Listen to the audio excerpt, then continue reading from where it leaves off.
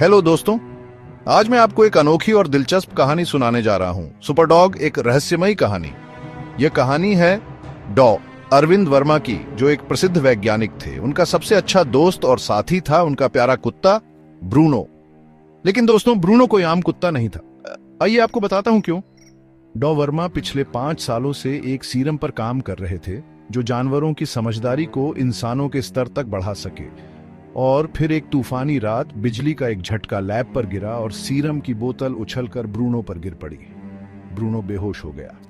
जब वह होश में आया तो उसकी आंखों में एक अजीब सी चमक थी। और अगली सुबह ब्रूनो ने इंसानी भाषा में कहा, गुड मॉर्निंग दोस्तों।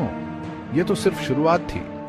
ब्रूनो को असाधारण शक्तियां मिल गई थीं। वह उड़ सकता था, गाड़ियों से तेज दौड़ सकता था और उसकी सुनने की शक्ति मीलों दूर तक थी। लेकिन सबसे बड़ी शक्ति थी उसकी इंसानी समझ और भावना।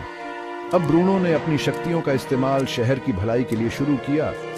उसने अपहरण के केस हल किए, रेल हादसों को टाला और बैंक डकैती को रोका। वह अब सुपर डॉग के नाम से मशहूर हो गया था। लेकिन कहानी में ट्विस्ट तब आया जब डॉग कबीर मलिक ने ब्रूनो की शक्तियों के बारे में जाना।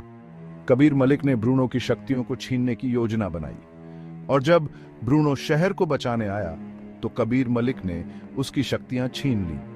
ब्रूनो हार मानने वालों में से नहीं था।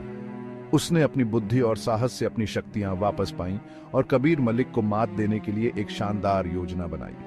आखिरी जंग में ब्रूनो ने कबीर को हराया और उसकी सारी शक्तियां वापस ले ली। कबीर मलिक को पुलिस के हवाले कर दिया गया और डॉ वर्मा ने सभी सीरम को नष्ट कर दिया। संदेश साफ है दोस्तों, सच्ची शक्ति केवल ताकत में नहीं बल्कि बुद्धिमानी और करुणा में होती है। अगर आपको यह कहानी पसंद आई हो तो लाइक और सब्सक्राइब करना न भूलें। अगली बार फिर मिलेंगे एक नई कहानी के साथ। धन्यवाद।